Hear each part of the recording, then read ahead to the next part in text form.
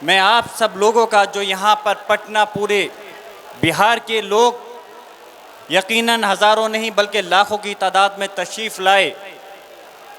और आपको ये समझना होगा कि ये जंग न सिर्फ फैसल रहमानी साहब या ज़ियाउर रहमान बर्की नहीं, बल्कि इस मुल्क के तमाम मुसलमान और हक और इंसाफ पसंद लोगों की ये जंग है।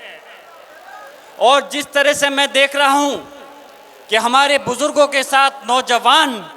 तबके के अंदर जो जोश और जज्बा है, उसके ऊपर मैं एक शेर पढ़ करके अपनी बात को शुरू करना चाहता हूँ कि उकाबी रूह जब बेदार होती है जवानों में, उकाबी रूह जब बेदार होती है जवानों में, नजर आती है उनको अपनी मंजिल आसमानों में। नहीं तेरा नशेमन कसरे शाही की गुंबद पर, तू शाही है बसेरा कर पहाड़ों की चट्टानों पर। मुझे इस बात का एहसास है कि वक्त बहुत हो गया है, और यकीनन इस गर्मी में आप लोग इकट्ठा होकर के इस बात की गवाही दे रहे हो कि ये जंग कितनी भी लंबी चले, लेकिन इंशाअल्लाह ताला आप लोग हार मानने वाले नहीं हो। और कैसे हार मान लें, मैं पूछना चाहता हूं, ये जमीन वक्फ की जो हमारे बाबा और अजदाद ने हमारी कौम के लिए नहीं, सिर्फ इस मुल्क की फलाह बहबूदी के लिए दान की थी, ये सरकार के द्वारा दी हुई भीख नहीं है, ये हमारे अपने बुजुर्गों के द्वारा अल्लाह के नाम पे दी गई जगह है। और इसकी हिफाजत इंशाअल्लाह ताला आखिरी वक्त तक हम लोग करेंगे, जब तक कि हम इस जंग के अंदर कामयाब नहीं हो जाते।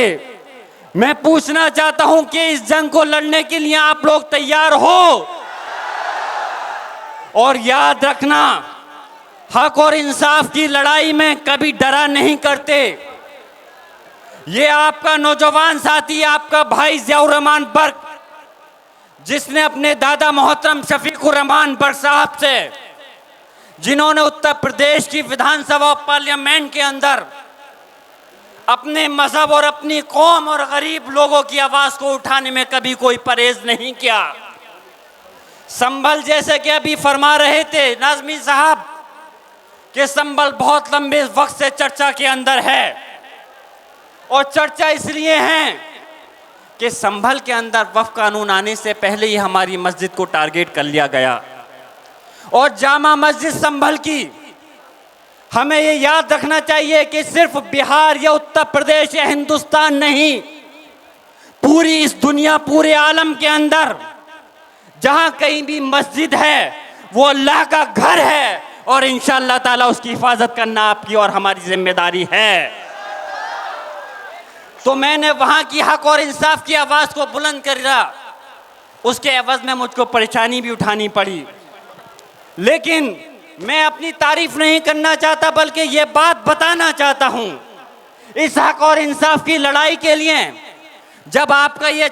भाई ज़ियाउर रहमान पर खामोश नहीं रहा, तो क्या आप लोग खामोश रह सकते हो? जब पार्लियामेंट के अंदर वक्फ कानून के खिलाफ चर्चा चल रही थी, तो मैंने भी जिस तरह से, मैं अपनी बात बस मुख्तसर अल्फाज में ख़त्म कर रहा हूं, जिस तरह से मैंने भी आवाज़ उठाते हुए कहा, और भारतीय जनता पार्टी के तमाम हुक्मरान, तमाम मंत्री वहां मौजूद थे, मैंने कहा था इस हिंदुस्तान का मुसलमान इस देश का गुलाम नहीं बल्कि मालिक है, और हम अपने हक और इंसाफ की लड़ाई को लड़कर रहेंगे। लेकिन मुझे फख्र है कि इस लड़ाई के अंदर मुसलमान ही नहीं, बल्कि इस हिंदुस्तान के जो सेकुलर लोग हैं, जो लोकसभा और राज्यसभा के अंदर हमें वोट मिले, सिर्फ मुसलमानों के नहीं, सभी धर्म के लोगों के वोट मिले। और वक्त के का लिहाज करते हुए मैं अपनी बात ख़त्म करना चाहता हूं, और आप लोगों से इस दरख्वास्त के साथ दरख्वास्त भी करूंगा और यकीन भी दिलाऊंगा। दरख्वास्त ये करना चाहता हूं कि इस जंग को लड़ने के लिए, क्योंकि ये गांधी मैदान एक गवाह है, जब मुल्क आज़ाद हुआ था तब भी ये गांधी मैदान एक जंग के लिए साबित हुआ था। आज इस दूसरी जो जंग लड़ी जा रही है, इंशाअल्लाह ताला मैं सलाम करता हूं अपने पटना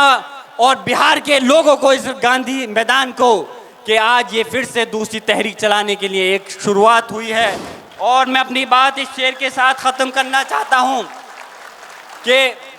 आप लोगों को ये यकीन दिलाते हुए कि ये ज़ियाउर रहमान बर्क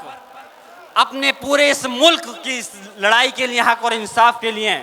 जहां कहीं भी ज़रूरत होगी, यकीनन पिछली बार मैं बिहार में हाजिर नहीं हो पाया था, लेकिन अमीर शरिया और जो भी तहरीक चलाई जाएगी इंशाअल्लाह ताला पूरे मुल्क के अंदर हर वक्त आपके दरमियान में हाजिर रहूँगा। इस शेर के साथ अपनी बात को ख़त्म करता हूँ कि अब फ़कत शोर मचाने से कुछ नहीं होगा,